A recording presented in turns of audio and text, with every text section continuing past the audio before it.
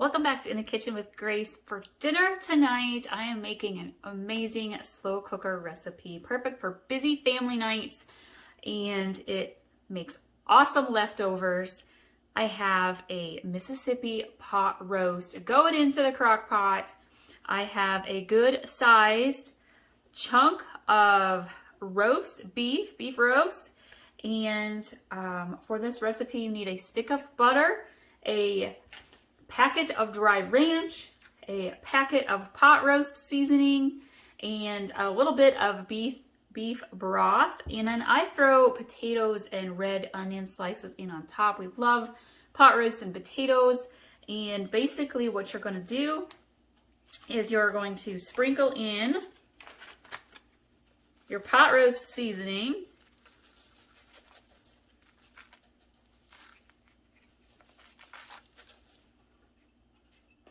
and I do half the ranch right onto the roast, and I save half and put it on the potatoes. And then we're going to do a stick of butter right smack in the middle.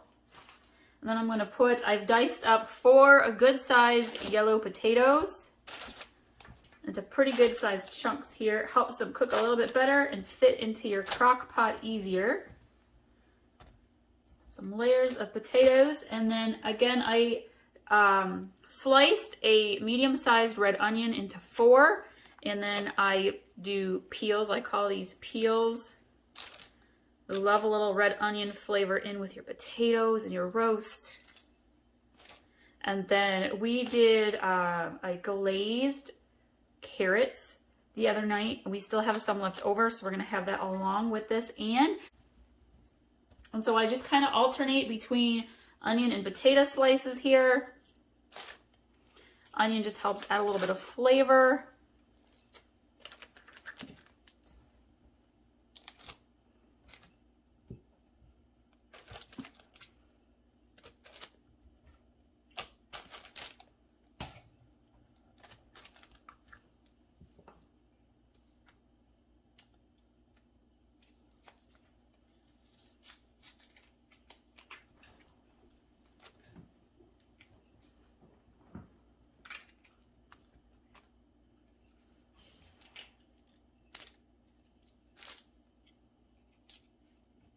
Perfect. I'm going to pour over about 2 cups worth of beef broth. If you want to, you could just use water.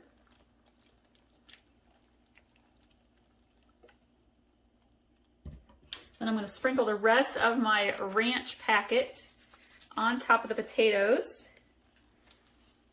We're going to put the lid on. And I cook mine on low. I'm going to cook this for about 4.5 hours. I'll be checking it at the 4-hour mark. And then if I think it's ready or close to ready, I'll turn it to keep warm on my slow cooker. And that way, when I'm out chauffeuring the kids tonight, I don't have to worry about it overcooking. And it should be just right for dinner time when we are all actually home.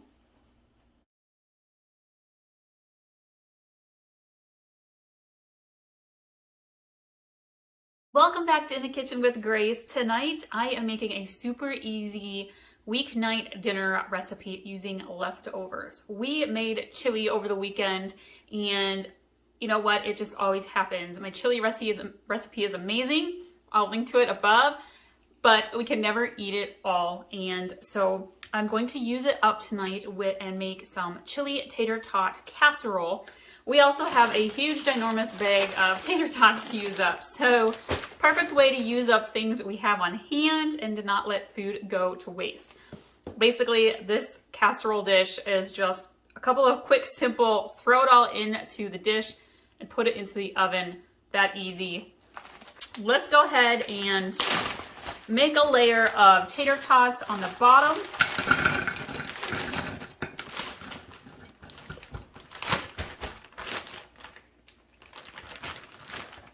This is also a dish that you can just kind of leave warm. It keeps warm for a long time. You can also have it kind of stay in your oven just at a warm setting, and it will keep fresh. We're going to add our chili. Oh my gosh, you guys, this chili is amazing. it makes 2 bowls. I can't help it. I always have to make 2 bowls worth, huge bowls worth when I make chili. The recipe is that good. We usually share. My husband will take some to work and share it with some of his coworkers who I've known for a long time. So I like to feed the guys. And I'm gonna take the chili and we are just slathering it on top of the tater tots.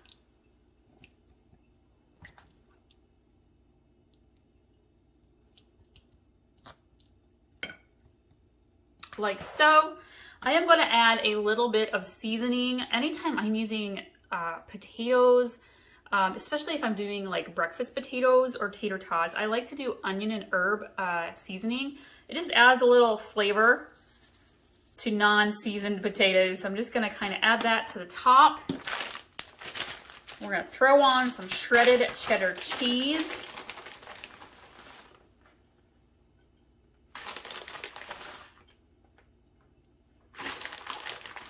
Great way to add protein to your potatoes. I'm not even using a whole bag of shredded cheddar. This is probably like a cup and a half maybe. And that is really all there is to it. I'm going to put this in the oven at 375 degrees, bake it for 15-20 minutes. I want to make sure the tater tots get nice and hot on the bottom. The cheese on top gets melted and bubbly. And that's all there is to it, to this awesome recipe. The chili cheese tater tot casserole is all done. This is such a simple and easy dinner to put together. Kids like it, and I hope your family enjoys it too.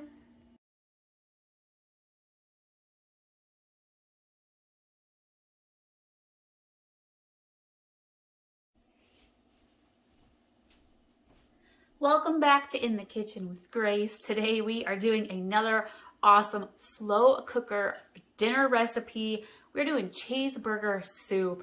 This is a classic. It is a family favorite. It works great for those very busy weeks when your kids have lots of activities and you need easy leftovers, things that are easy to heat up, that taste just as good, if not better, as leftovers than the first time you eat them. So for cheeseburger soup today, I am going to put all of the ingredients in the description below, and you can tweak this a little bit however you would like, but this is my recipe that I tend to use.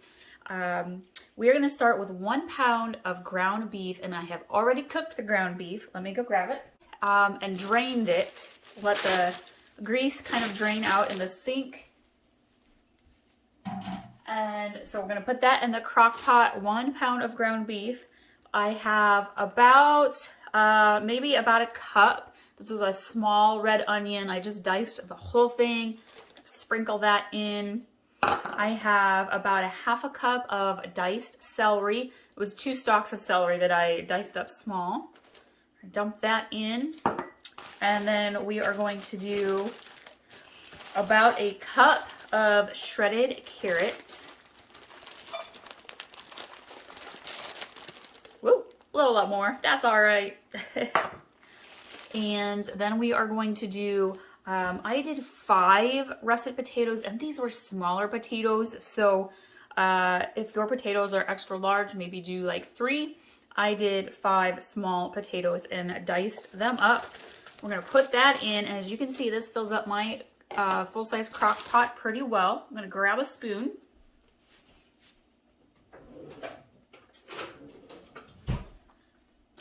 Long-handled spoon here, and I'm going to kind of pre-mix the meat and the vegetables.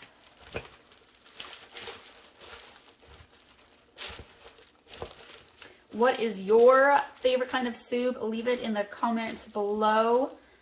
Thank you all for subscribing and liking and commenting on my recipe videos. I hope you all enjoy them as much as I enjoy sharing them with you. Okay, that is good and mixed well. I am going to add in a little bit of roasted garlic and herb seasoning. I'm just going to kind of sprinkle a lot. I'm not sprinkling. Let's open the other side. Probably about a tablespoon's worth. And then I have some sweet basil. I'm going to just shake some in there. Perfect. Woo. And then if you have basil or parsley or Italian seasoning, you can add some of that.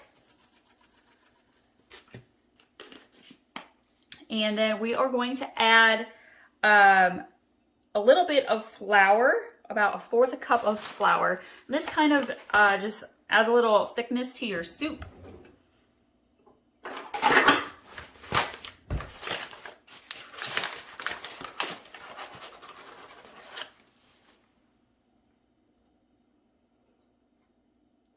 All right.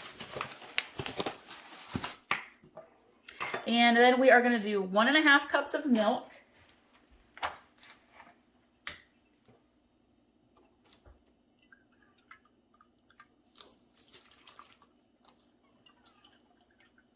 Oh, that was a little extra. I'm not going to put all of that in. There we go. And then I have my chicken broth. I'm going to open that up. I usually do about 3 cups of chicken broth. There's about 4 cups in the whole container. I start out with 3. Sometimes with your soups, they thicken up and you need to add a little extra. It just kind of depends. And then we're going to do a dollop of sour cream. By a dollop, it's probably about a 1/4 cup to a 1/3 cup. And then our last ingredient is amazing Velveeta cheese. Guys, I'm using the small box. This is not the large box. It is a small box. And I'm going to dice this up and put it on in there. And when it melts, it just adds the perfect cheese texture and flavor to your cheeseburger soup.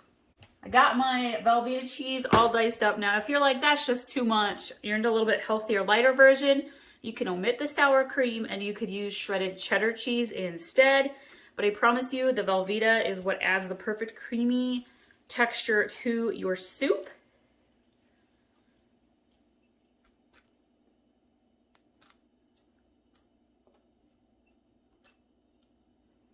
All right. Piece of celery stuck onto there.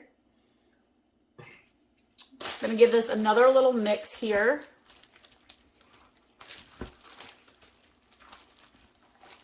Mix some of that cheese cubes down in there.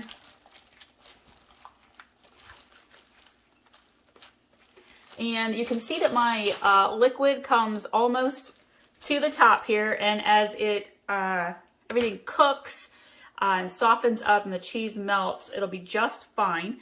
I am going to cover this.